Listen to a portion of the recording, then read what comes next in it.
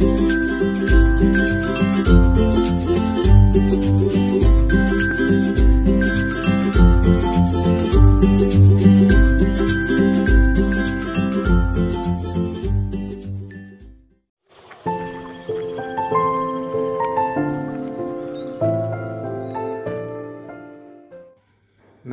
मित्रांनो, आजच्या या तासामध्ये आपल्या सर्वांचे स्वागत। या तासामध्ये आपण साहित्य निर्मिती प्रक्रियेविषयी टी.एस. एलियट यांच्या विचारांची, यांच्या सिद्धांताची ओळख करून घेणार आहोत। त्यांनी आपल्या या सिद्धांतामध्ये कशा पद्धतीने साहित्य निर्मिती प्रक्रियेविषयी विवेचना केलेली आहे, त्यांच्या साहित्य निर्मिती प्रक्रियेविषयीची आणि त्यांनी ज्या पद्धतीने आपल्या विविध दृष्टिकोनातून विविध गोष्टींना कशा पद्धतीने आपल्या या सिद्धांतामध्ये सांगितलेले आहे याविषयी आपण माहिती घेणार आहोत। त्याबद्दल आपण टी.एस. एलियट यांची जी सैद्धांतिक भूमिका आहे ती अशा पद्धतीने पाहणार आहोत। या ठिकाणी आपण टी.एस. एलियट यांच्या ज्या सिद्धांताविषयी माहिती पाहणार आहोत त्या सिद्धांतामध्ये त्यांनी अशा पद्धतीने सांगितलं आहे की टी.एस. एलियट म्हणतात की ललित साहित्य निर्माण करताना साहित्यिक लेखक हा त्या ललित साहित्यापासून आपलं व्यक्तिमत्व बाजूला सरकत असतो। हे त्यांचं जे मत आहे हे मत कशा पद्धतीने येथे त्यांनी स्पष्ट करून सांगितलेलं आहे हे पुढील प्रमाणे येते।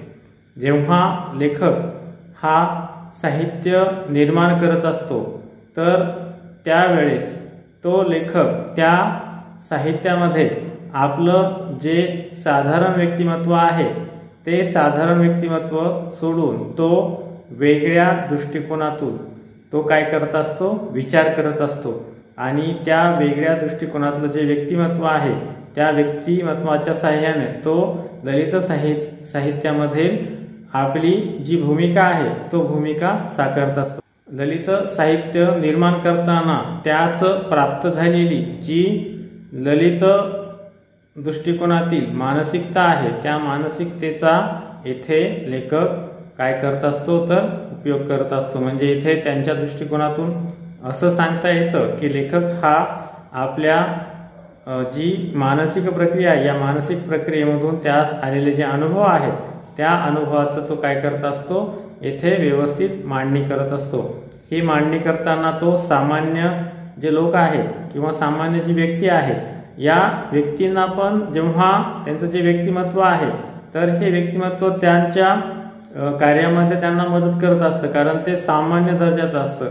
तेव्हा त्यांच्या ते दररोजचे जे उपयोग आहेत, दररोजचे जे कार्य आहेत या दररोजच्या कार्यामध्ये हे सामान्य व्यक्तिमत्व हे सामान्य व्यक्तींना मदत करत असतं। परंतु जेव्हा लेखक हा आपलं साहित्य निर्मितीसाठी ललित साहित्य निर्माण करत असतो आणि या ललित साहित्यासाठी त्यास जी वेगळी जी भूमिका आहे ती भूमिका साकारावी लागते, त्यासाठी त्याकडे असणारी वेगळी दृष्टी ही त्यास कारणीभूत ठरत असते आणि त्यामधूनच ललित साहित्याची निर्मिती होत असते। म्हणजे या दृष्टिकोनातून ललित साहित्य या वेगळ्या प्रकारास जेव्हा लेखक हा आपल्या भावनापूर्ण जे अनुभव आहेत या अनुभवांना तो रेखाटत असतो, तो रेखाटत असताना जी मानसिक प्रक्रिया घडत असते त्या दृष्टिकोनातून त्याचं जे व्यक्तिमत्व आहे हे व्यक्तिमत्व इतर साधारण व्यक्तीपेक्षा हे भिन्न ठरत असतो। आणि जेव्हा लेखक समाजामध्ये वागत असतो तर वागत असताना त्याची जी व्यक्तिमत्व आहे हे व्यक्तिमत्व साधारण व्यक्तीसारखंच असतं, परंतु जेव्हा तो ललित साहित्य निर्माण करत असतो तेव्हा तो ललित साहित्य निर्माण करते वेळेस तो सामान्य जे व्यक्तिमत्व आहे त्याचा तो काय करत असतो, त्याग करत असतो आणि तिथे तो दिव्य अशा साहित्य निर्मिती करण्याची जे व्यक्तिमत्व आहे त्या दृष्टिकोनातलं ते व्यक्तिमत्व तो परिधान करत असतो आणि त्या दृष्टिकोनातून तो आपलं साहित्य हे निर्माण करत असतो। त्यांच्या या सिद्धांतामध्ये आपणास त्यांनी एक महत्त्वपूर्ण व्याख्या इथे सांगितलेली आहे, ती म्हणजे poetry is an escape from personality. या व्याख्येमधून आपणास त्यांची जी ललित साहित्य निर्मितीच्या वेळेस जे व्यक्तिमत्व बदलतं किंवा व्यक्तिमत्वाचा त्याग होतो, तर या दृष्टिकोनातून त्यांनी पर्सनॅलिटी या दृष्टिकोनातून जे व्यक्तिमत्व आहे ते व्यक्तिमत्व इथे सांगितलेलं आहे. काही बाबतीत संवेदना ही जी गोष्ट आहे किंवा हा जो मुद्दा आहे, तर हा मुद्दा लेखकाच्या संवेदनेशी अशा पद्धतीनेही जुळवला जातो की लेखकाची जी भावनिकता आहे किंवा लेखकाचा जो हळवेपणा आहे या दृष्टिकोनातूनही संवेदना ही त्याच्या बाबतीत जोडली जाते, परंतु हे बरोबर नाहीये. कारण संवेदना ही ललित साहित्याच्या दृष्टिकोनातून लेखकाने ज्या पद्धतीने टिपलेली जी विविध गोष्टींची बारकावे जी आहेत, तर ती इथे त्या दृष्टिकोनातून संवेदनाक्षम जेव्हा बनतात, तर या बारकावे टिपण्याच्या गोष्टीलाच संवेदना येथे महत्वाची ठरते आणि त्यासच संवेदना असं म्हटलं जातं. म्हणजे इथे लेखक हा एखाद्या गोष्टीविषयी तो बारकावे टिपण्याच्या ज्या कौशल्याला इथे संवेदना असं म्हटलं जातं. आता लेखक हा साधारणतः काय करत असतो, तर नवनवीन ज्या कल्पना आहेत किंवा नवीन साहित्याच्या दृष्टिकोनातून वेगवेगळ्या गोष्टींची काय करत असतो, तो नवीन काळाच्या ओघामध्ये त्या साहित्यामध्ये बदल करण्याचा तो काय करत असतो, विचार करत असतो किंवा प्रभाव टाकत असतो. मग इथे नवीन काळाच्या ओघामध्ये काय साहित्यामध्ये बदल घडलेले आहेत, त्यामध्ये काय प्रकार आलेले आहेत, काय आपणास नवीन आपले जे अनुभव आहेत ते अनुभव कशा पद्धतीने त्या साहित्यामध्ये आपणास देता येतील आणि इतर जे साहित्यिक आहेत त्या साहित्यिकापेक्षा आपलं साहित्य हे कशा पद्धतीने वेगळ्या दर्जाचं निर्माण होईल या दृष्टिकोनातून ते काय करत असतात, तर विचारणा करत असतात किंवा आपली वैचारिकता ही निर्माण करत असतात आणि त्या दृष्टिकोनातून साहित्य हे निर्माण करतात. कारण त्यांचं जे साहित्य आहे इतर साहित्यिकांपेक्षा वेगळं भासलं पाहिजे, तेव्हा त्यांची जी वेगळीकता आहे ती वेगळीकता येथे नोंदवली जाईल. अशा दृष्टिकोनातून त्यांनी आपलं जे नवविचार आहे ती नवविचार साहित्यामध्ये येणं किंवा त्या दृष्टिकोनातून साहित्य निर्माण करणं गरजेचं भासतं. म्हणजे त्यांची संवेदन क्षमता ही त्या दृष्टिकोनातून त्यांना बनवावी लागते. ललित साहित्यातून होणारा आत्माविष्कार म्हणजे साहित्यकृतीमध्ये जाणवणारे लेखकाचे व्यक्तिमत्व होय. यानुसार आपण असे तर्क बांधतो किंवा जे वाचक आहेत ते वाचक या दृष्टिकोनातून विचार करतात की लेखक जेव्हा साहित्यकृतीमध्ये आपला अनुभव रेखाटतो, साहित्यकृती निर्माण करतो, तेव्हा त्यामध्ये ज्या पद्धतीने तो साहित्य निर्माण करतो किंवा लिहितो त्या अनुषंगाने त्या लेखकाचे जे व्यक्तिमत्व आहे ते व्यक्तिमत्व झळकत असते किंवा त्या व्यक्तिमत्वाला तेथे स्थान मिळते. म्हणजे लेखक कशा पद्धतीने विचार करतो, कोणत्या दृष्टिकोनातून लिखाण करतो आणि त्याची मानसिकता काय आहे हे आपणास त्या लिखाणामधून समजत असते. कारण लेखकाची जी वैचारिकता आहे ती वैचारिकता ही कशा पद्धतीने विचार करते, कारण त्या लेखकाला एखाद्या विषयामध्ये कशा पद्धतीने विचार येतात.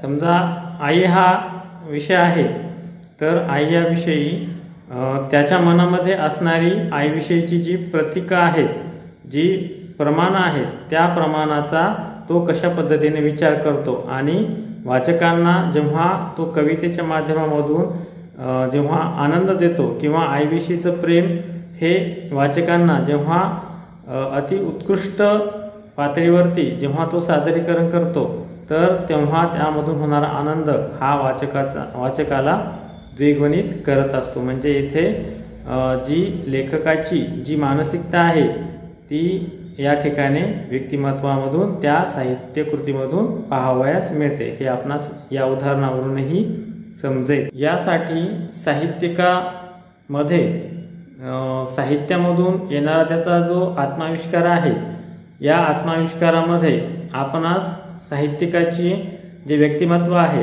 त्याची आपणास जाण येते किंवा माहिती मिळते.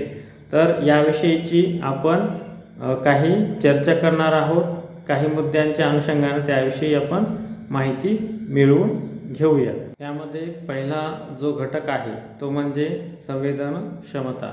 या ठिकाणी संवेदना या दृष्टिकोनातून जी वैचारिकता सांगितलेली आहे, यामध्ये लेखकाच्या दृष्टिकोनातून येणारी जी संवेदना आहे ती संवेदना या पद्धतीची असते की लेखक हा ज्या दृष्टिकोनातून विचार करतो, म्हणजे एखादा जर विषय असेल तर त्या विषयामध्ये तो कशा पद्धतीने विवेचना करतो किंवा त्या एखाद्या विषयामध्ये तो कशा पद्धतीने एखाद्या गोष्टीची जी बारकावे टिपतो, त्या बारकाव्याच्या दृष्टिकोनातून त्याची जी संवेदना आहे ही संवेदना येथे पाहावयास मिळते। म्हणजे लेखक हा त्या दृष्टिकोनातून काय करत असतो तर विचार करत असतो। म्हणजे एखाद्या गोष्टीमधले बारकावे टिपणे आणि त्या बारकाव्यांना तो काय करत असतो, आपल्या साहित्यामध्ये वेगळ्या पद्धतीने रचत असतो। म्हणजे हे आलेले अनुभव तो काय करत असतो तर सामान्य वाचकांपर्यंत आपल्या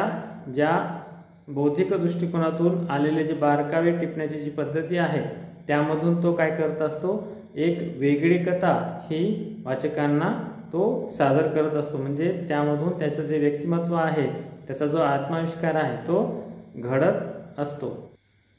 काही बाबतीत संवेदना ही जी गोष्ट आहे किंवा हा जो मुद्दा आहे तर हा मुद्दा लेखकाच्या संवेदनेशी अशा पद्धतीनेही जुळवला जातो की लेखकाची जी भावनिकता आहे किंवा लेखकाचा जो हळवेपणा आहे या दृष्टिकोनातूनही संवेदना ही त्याच्या बाबतीत जोडली जाते। परंतु हे बरोबर नाहीये, कारण संवेदना ही ललित साहित्याच्या दृष्टिकोनातून लेखकाने ज्या पद्धतीने टिपलेली जी विविध गोष्टींची बारकावे जी आहेत तर ती इथे त्या दृष्टिकोनातून संवेदनक्षम जेव्हा बनतात तर या बारकावे टिपण्याच्या गोष्टीला संवेदना येथे महत्त्वाची ठरते आणि त्यासच संवेदना असं म्हटलं जातं। म्हणजे इथे लेखक हा एखाद्या गोष्टीविषयी तो बारकावे टिपण्याच्या ज्या कौशल्याला इथे संवेदना असं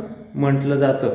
आता लेखक हा साधारणतः काय करत असतो तर नवनवीन ज्या कल्पना आहेत किंवा नवीन साहित्याच्या दृष्टिकोनातून वेगवेगळ्या गोष्टींची काय करत असतो, तो नवीन काळाच्या ओघामध्ये त्या साहित्यामध्ये बदल करण्याचा तो काय करत असतो, विचार करत असतो किंवा प्रभाव टाकत असतो।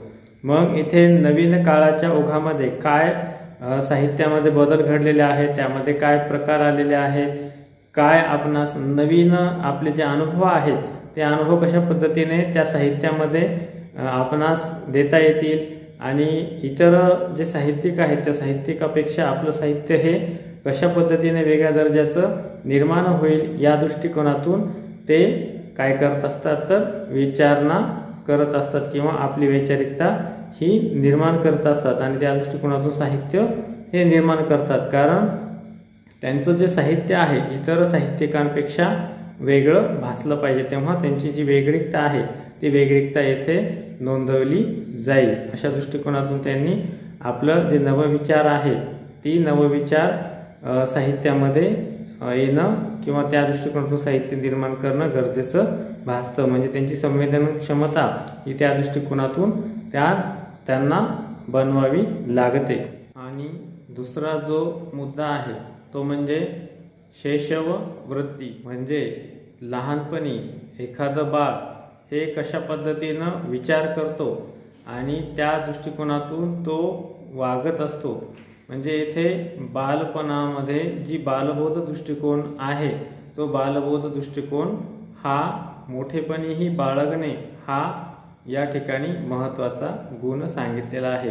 कारण इथे अशा पद्धतीने सांगितलेलं आहे की जेव्हा लेखक किंवा एखादा साहित्यिक हा बालबोध दृष्टिकोन जेव्हा बाळगत असेल तर त्या दृष्टिकोनातून निर्माण झालेलं जे साहित्य आहे तर ते साहित्य उत्कृष्ट दर्जाचं बनत असतं। कारण त्यामध्ये जी लेखकाची जी वैचारिकता आहे ती वैचारिकता ही कशा पद्धतीने बनलेले असते याविषयी वर्ड्सवर्थ यांनी असं म्हटलेलं आहे की बालबोध दृष्टिकोनातून जेव्हा एखादा लेखक हा विचार करतो तर त्या वैचारिकतेमध्ये जसे बालपणी लहान मूल हे निसर्गामध्ये किंवा वातावरणामध्ये असणाऱ्या वेगवेगळ्या गोष्टींची तो काय करत असतो, जाण करत असतो किंवा वेगवेगळ्या गोष्टींची माहिती करून घेत असतो. म्हणजे त्याच्यामध्ये वेगवेगळ्या दृष्टिकोनातून जी माहिती मिळत असते त्यामध्ये तो